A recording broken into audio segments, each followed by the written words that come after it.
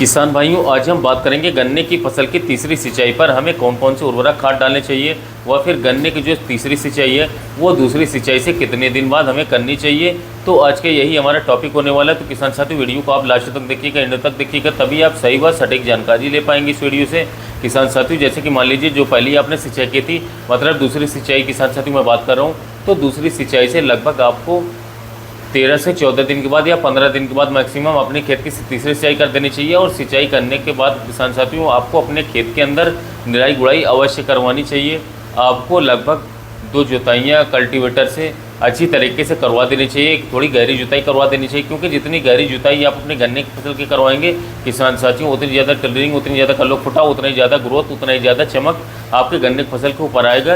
क्योंकि जितनी ज़्यादा जुताई आप अपने गन्ने की करवाते हैं, जितनी ज़्यादा खुदाई अपने गन्ने की फसल की करवाते हैं, गन्ने की फसल आपकी उतनी सुंदर दिखेगी, खेत हरा भरा दिखेगा। और टिलरिंग जो कि जितनी ज़्यादा उसकी गन्ने की जो हमारी जड़ें खोखी होती हैं, जितनी ज़्यादा मुलायम होती हैं, उतनी ज़्यादा टिलरिंग हमारे गन्ने की फसल से देखने को मिलेगा। और उसी के द्वारा हमारे गन्ने की जो ग्रोथ होती है, जो गन्ने की बढ़वार होती है, जो गन्ने की लंबाई होती है, वह भी हमारी खुदाई के ऊपर और इसके साथ साथ हमारी जुताई के ऊपर, सेवा के ऊपर बहुत ज़्यादा निर्भर करती है। तो इसलिए किसान साथियों आपको कम से कम एक पानी के बाद 2 जुताई कल्टीवेटर से अवश्य करवा देनी चाहिए और एक खुदाई आपको करवानी चाहिए। यदि मैं टोटल जुताई की बात करूं तो गन्ने के अंदर आपको कम से कम 7 से 8 जुताइयाँ कल्टीवेटर से और 2 से 3 खुदाइयाँ आपको कस्सी की सहायता से या फिर फावड़े की सहायता से करवानी चाहिए। यदि आप इतना करवाते हैं तो आपके गन्ने की जो ओवरऑल ग्रोथ है, जो गन्ने की बढ़वार है किसान साथियों, वो नहीं रुकेगी और गन्ने की फसल आपकी बहुत ही तेज़ी के साथ बढ़ता रहेगा, बढ़वार करता रहेगा। तो किसान साथियों ये बात तो हो गई हमारे गन्ने के अंदर कि हमें सिंचाई किस समय पर देनी चाहिए और गन्ने को हमें किस तरीके से मेंटेन करके रखना चाहिए। अब मैं बात कर लेता हूँ आपको उर्वरकों की कि आपको तीसरी सिंचाई करने से पहले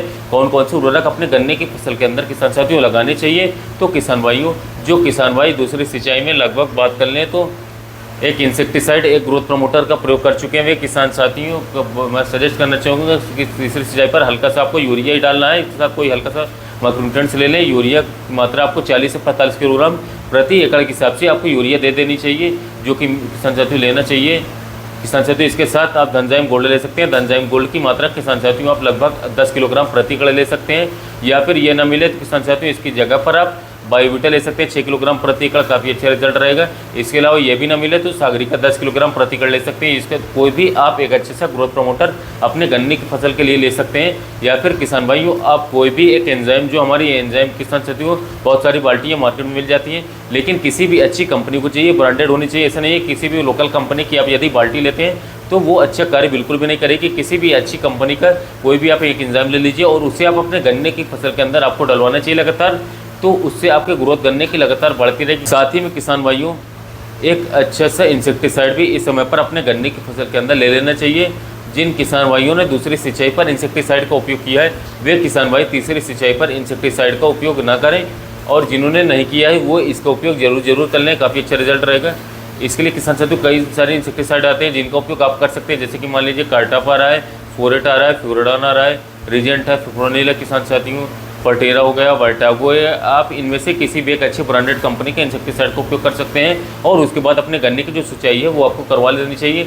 यदि इन इंसेक्टिसाइड के मैं उपयोग की बात करूं तो मान लीजिए फर्टेरा और वर्टागो या फिर किसान साथियों आप कोई और से लेते हैं तो इनकी मात्रा आपको 5 किलोग्राम प्रति एकड़ के हिसाब से लेनी है। और यदि मैं औरों की बात करूँ, जैसे कि हमारा फोरेट है, रीजेंट है, कार्टाप है, प्यूरोडॉन है, इनकी मात्रा किसान साथियों आपको लगभग 10 किलोग्राम प्रति एकड़ के हिसाब से आपको रखनी चाहिए।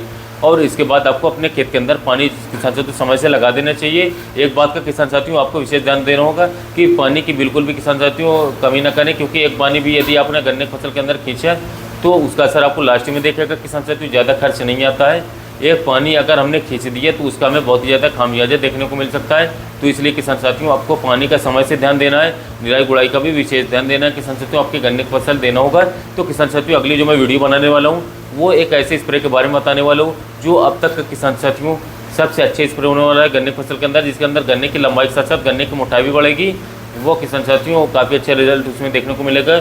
वो वीडियो जल्द से जल्द आने वाला है किसान साथियों। तो इस वीडियो को आप देखेंगे तो गन्ने की लंबाई के साथ साथ गन्ने की मोटाई, गन्ने की ग्रोथ बहुत ही तेज़ी के साथ होगी। और इसके अंदर किसान साथियों 3 से 4 स्प्रे रहेंगे और इन चारों की स्प्रे के बारे में मैं आपको कल की वीडियो में बताऊंगा। किसान साथियों कल की वीडियो आप जरूर देखिएगा, क्योंकि कल की वीडियो बहुत ही महत्वपूर्ण होने वाली है किसान साथियों गन्ने की लंबाई और मोटाई के लिए। क्योंकि किसान साथियों ज़्यादा से ज़्यादा किसान भाई कोशिश करते हैं कि ज़्यादा से ज़्यादा गन्ने की मोटाई हो सके और ग्रोथ भी बहुत तेज़ी से के साथ हो सके। तो किसान साथियों, आज की इस वीडियो में बस जानकारी इतनी ही। यदि वीडियो आपको पसंद आए तो वीडियो को लाइक करें और कमेंट करें। वीडियो को किसान साथियों दूसरे किसान भाई के साथ शेयर करें। फिर मिलेंगे एक नई वीडियो में नई जानकारी के साथ। तब तक के लिए धन्यवाद।